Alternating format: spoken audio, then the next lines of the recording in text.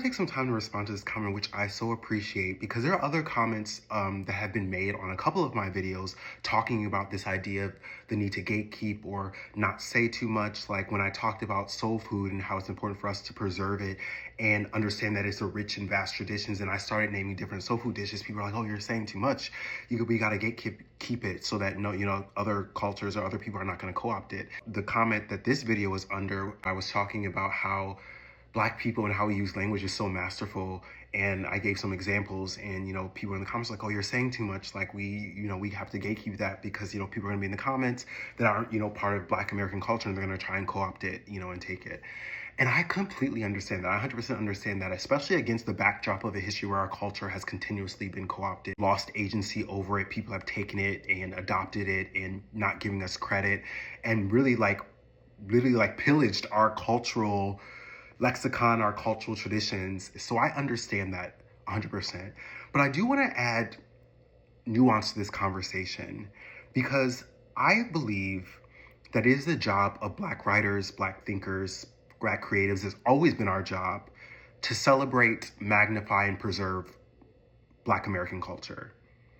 And because that's our work, this knee-jerk reaction to say we got to gatekeep that, I understand that why we have that reaction, but I think that is the distraction ultimately. Because our job is not to worry about the outside gaze to our celebration. And Toni Morrison talked about this. She has a quote where she says, like, the real problem with racism is that it's a distraction and it keeps you from doing your real work. And so for me, as a Black writer and a community taught chef who's invested in soul food traditions, my job is to do the work of preserving, uplifting our culture and to put its brilliance on display for our benefit.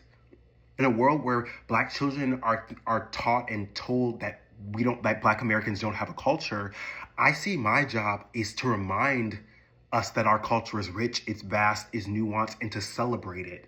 Not giving any thought to anyone else, because that's not my work. That's not my business. My work is to celebrate. It's just like throughout history, every culture has had writers, creatives, and art celebrating their culture and talking about its richness and nuance. And they have the license and the freedom to do that without any worry about it being co-opted. Like Italian writers, have written for centuries about the beauty of Italian culture, the nuances of the culture, the nuances of the language and different expressions and everything. There are people write whole dissertations on German culture and German language and how it's used. They do all of these things because they're celebrating the work of that culture. As a Black American writer and as a Black American community taught chef, I'm celebrating our culture. I'm not giving any thought to the outside forces because that doesn't concern me. And I think throughout history, we've always done this. Like August Wilson wrote plays celebrating everyday Black American life. He's celebrating our culture. He's celebrating us. And he's putting it on display through art. Toni Morrison, our Black language is all up and through Toni Morrison's writing. Our cultural traditions are all up and through her writing. She didn't give any care about, she wasn't writing for the white gaze. She wasn't writing for the gaze of any other culture. She says, I'm a Black writer who writes about Black people. She said in an interview, just like a Russian writer writes about Russians, just like an Italian writes about Italians, I write about Black Americans. She's not concerned about the whole gatekeeping thing. And I understand, again, I do. The nuance of this is I completely understand the desire to want to gatekeep what we do. But I believe that our real work is to celebrate the culture. And then as a writer, what I will also do is I'll make sure at every opportunity I have to remind people of what Black culture is.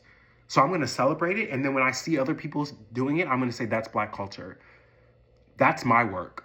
I'm going to preserve the culture. I'm going to uplift it. And I'm going to be in people's faces, reminding them that, yes, that's us. Yes, that's also us. Other issue is that there are not a lot of third spaces or community spaces where Black people can do this kind of celebratory work in isolation. Obviously, people go to HBCUs and all that kind of stuff, but in this age of the internet and this age of, where everyone has access to so much information, our culture, our conversations are everywhere. Again, there's books, there's dissertations, there's so much information out there that if you want to be a culture vulture of Black American culture, you easily can by reading a book or whatever. So, and people too, they try that. But so that's not my work. My work is I'm celebrating Black American culture. I'm uplifting it. I'm talking about its brilliance. I'm speaking well of it. And I'm saying that it really is a full, robust culture that deserves to sit in the pantheon of great cultures in the world. Just like there are There are museums and books and operas and plays celebrating Italian culture, German culture.